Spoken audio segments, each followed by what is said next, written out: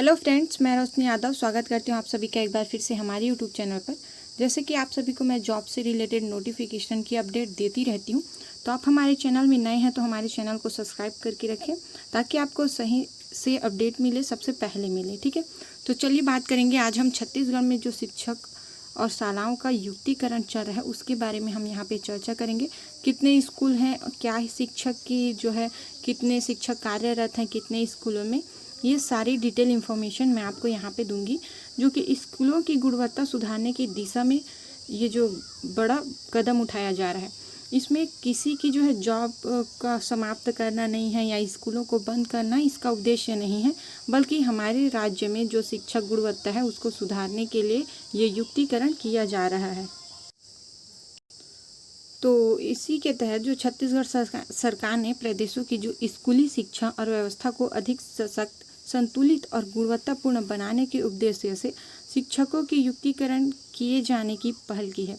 यही निर्णय राष्ट्रीय शिक्षा नीति 2020 एवं शिक्षा अधिकार अधिनियम 2009 के दिशा निर्देश के अनुरूप लिया गया है, ताकि शिक्षक संसाधनों का अधिकतम और समान उपयोग सुनिश्चित किया जा सके। प्रदेश में वर्तमान में 30,700 शासकीय प्राथमिक शालाएं संचालित हो रही हैं, जिनमें छात्र शिक्षक अनुपात 21.84 है। वहीं 13,149 पूर्व माध्यमिक शालाओं में यह अनुपात 26.2 है, जो राष्ट्रीय औसत की तुलना में बेहतर स्थिति को दर्शाता है।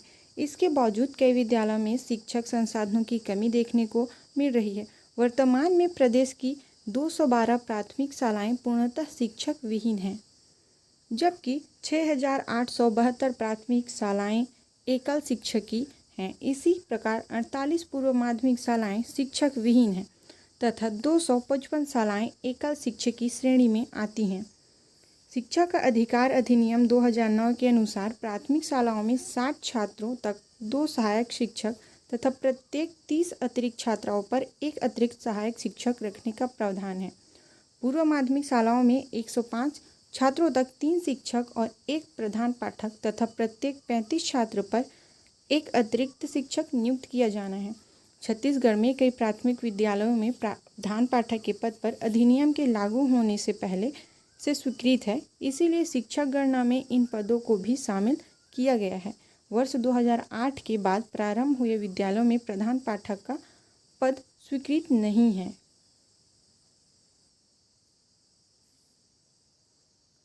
प्रदेश में इन समय प्राथमिक शालाओं में कुछ 77,845 सहायक शिक्षक कार्यरत हैं, जबकि पूर्व माध्यमिक शालाओं में 55,692 शिक्षक कार्यरत हैं।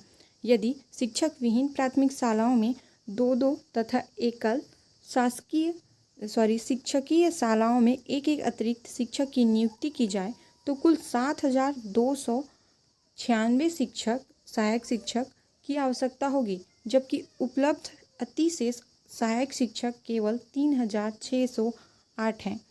इसी प्रकार पूर्व माध्यमिक स्तर पर शिक्षक विहीन शालाओं में 4 एकल शिक्षकी, 3 और 2 शिक्षकी और 2-3 शिक्षकी में 1 अतिरिक्त शिक्षक की आवश्यकता होगी। इस मानक के अनुसार कुल 5,536 शिक्षकों की आवश्यकता बनती है, जबकि केवल 1,762 शिक्षक ही अतिशेष हैं। इससे यह स्पष्ट है कि राज्य में शिक्षकों की संख्या पर्याप्त होने के बावजूद उनका जो विवरण असमान है। कुछ विद्यालयों में जहां शिक्षक नहीं है, वहीं अन्य विद्यालयों में आवश्यकता से अधिक शिक्षक पदस्थ हैं।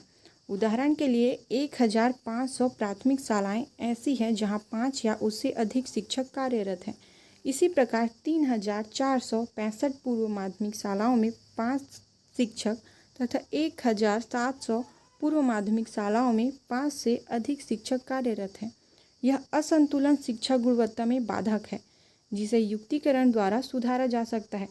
उच्च माध्यमिक व हाई स्कूल में शिक्षक की नियुक्ति विषयवार सेटअप के अनुसार, इस कारण वहां अतिशेष शिक्षकों की संख्या अपेक्षाकृत नगण्य है।